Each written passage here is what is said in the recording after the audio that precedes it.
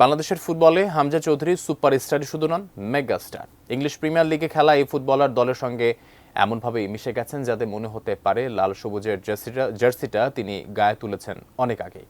হামজাকে পেয়ে অনুপ্রাণিত গোটা দল। ভারতের বিপক্ষে 25 মার্চ এশিয়ান কাপ বাছাই পর্বের ম্যাচে হামজা চৌধুরী ঠিক কোন পজিশনে খেলবেন, কিভাবে তাকে ব্যবহার করা হবে, হেড কোচ হাবিয়ের কাবরেরাই জানেন।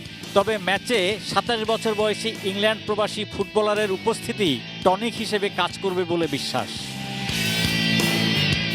সঠিক প্যাড আর সঠিক তথ্য দিয়ে এসব সামলে নিব এক হয়ে। Mona Lisa sanitary napkin. 2015 সালে লেস্টার সিটিতে পেশাদার ফুটবলার হিসেবে আত্মপ্রকাশের আগে অনেকবারই বাংলাদেশে বাবা মায়ের আদি বাড়ি হবিগঞ্জে এসেছেন হামজা চৌধুরী। 10 বছরের পর গত 17 মার্চ আবার আসেন তিনি, এবার বাংলাদেশের হয়ে খেলতে। এসেই সিক্ত হন জনতার ভালোবাসায়।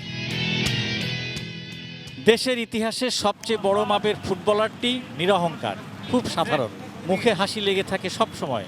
19 মার্চ কিংস এরিনায় দলের হয়ে প্রথম অনুশীলনেই সতীর্থদের কাছে মেলে ধরেন তার উদার হৃদয়।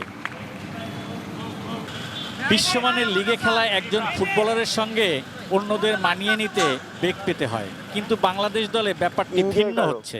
হামজাই বরং মানিয়ে নিচ্ছেন দলের সঙ্গে, তাকে পেয়ে ভীষণ খুশি সতীর্থরা। হামজা আমাদের প্রত্যেকটি প্লেয়ারের সাথে খুবই ভালোভাবে মিশেছে এবং সবার সাথে খুবই ভালো সম্পর্ক তার। বিশেষ করে যদি বলতে চান, ডেফিনেটলি তার কাছ থেকে অনেক কিছু শেখার আছে এবং আমি অলওয়েজ তার সাথে কথা বলি, সে আমার সাথে কথা বলে আসলে যে আমাদের কিভাবে ইমপ্রুভমেন্ট করতে হবে। মাঠ ও মাঠের বাইরে হামজার কাছ থেকে সতীর্থরা অনেক কিছু শিখছেন। সবচেয়ে বড় কথা, তার সঙ্গ পেয়ে উদ্বুদ্ধ দল ভারতের বিপক্ষে ম্যাচে ভালো কিছু করতে উন্মুখ। তার মধ্যে প্লেয়ারকে আমাদের সাথে মেশাটা এবং আমাদের দায়িত্বটা বোঝানো উচিত যে আমরাও আপনাকে অনেক ভালোবাসি। পবিত্র Kundu, sports desk, ATN news.